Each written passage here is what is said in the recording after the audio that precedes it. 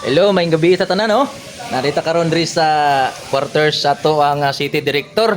Salamat tagdako kay na kwanta na invite ta sa panihapon. Sir, salamat kay sir. Sir ng committee sa PO Laybar, city director nato diri sa GCPO. Salamat kayo, Brad. Anyway, sir, may pangutana day ko, sir. Kay namang gutay mga followers nga mga aplikante sa PNP. Unsa ba'y ma-advise mo sa ila, sir, aron nga dili sila maglisod, makasulod sila, sir, sa proseso?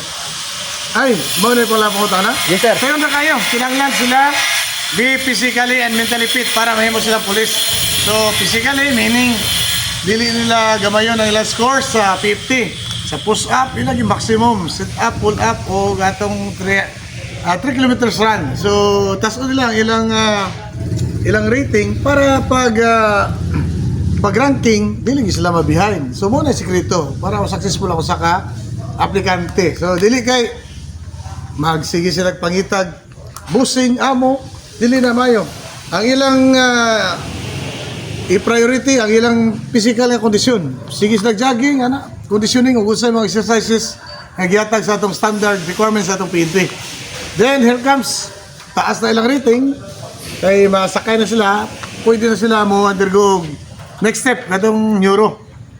Then siyempre kabalon tag neuro. Ayuhon nato ang atong kondisyon, ayuhon nato ang atong sagot, dili nato i-leave ang mga space, mga basiyo, dili sagutan tanan. Then ang atong drawing, ayuhon nato ang directional sa atong kamot, then describe nato atong drawing. Then makita gid nila nga constant ta mag consistency ang atong sagot, dili magusog-usog. So, yung mga sekreto diya, confident lang kayo sa final interview.